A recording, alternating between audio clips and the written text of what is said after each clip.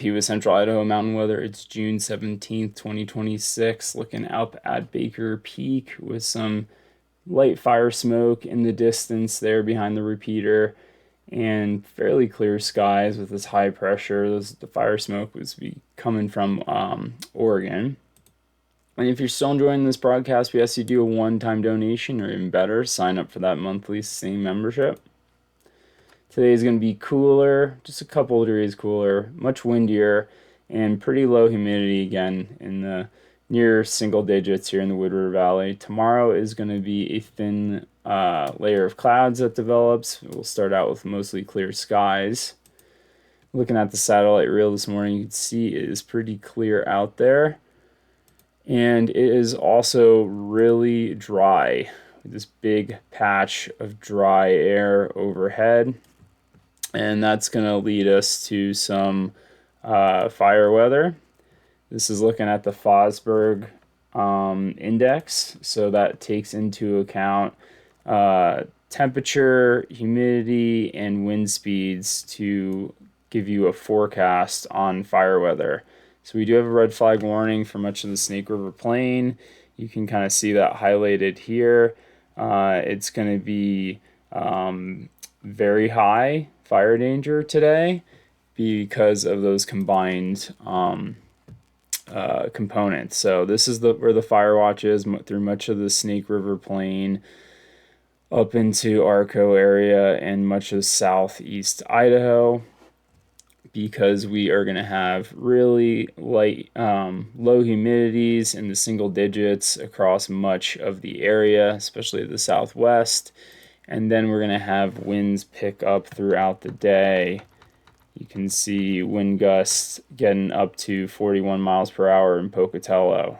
So we have really dry, windy conditions, and it's going to continue to be warm. I wouldn't say it's hot, but it's in the 80s.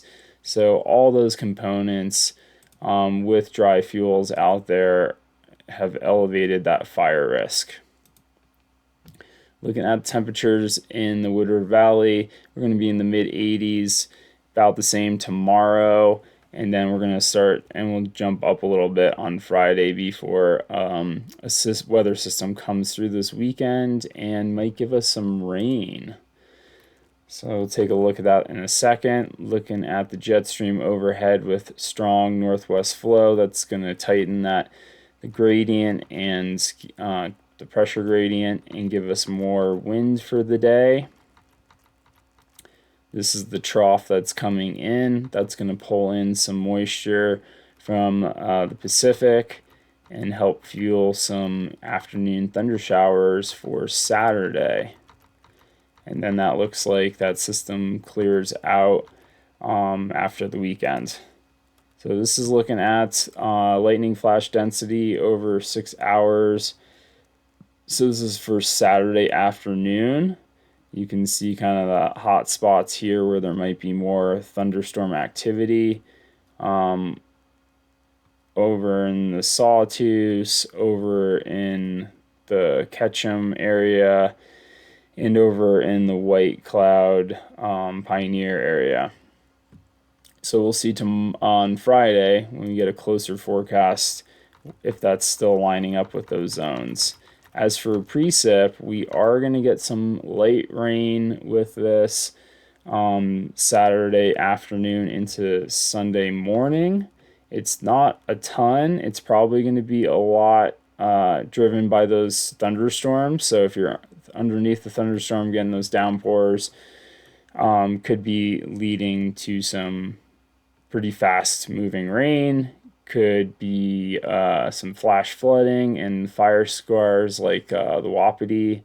So if you're up there looking for morels, I'm not sure what that season's looking like this year, but you can be heads up on that Saturday afternoon. Also, the Sawtooth Music Fest is going on this weekend, so I'll give an updated forecast on Friday for that.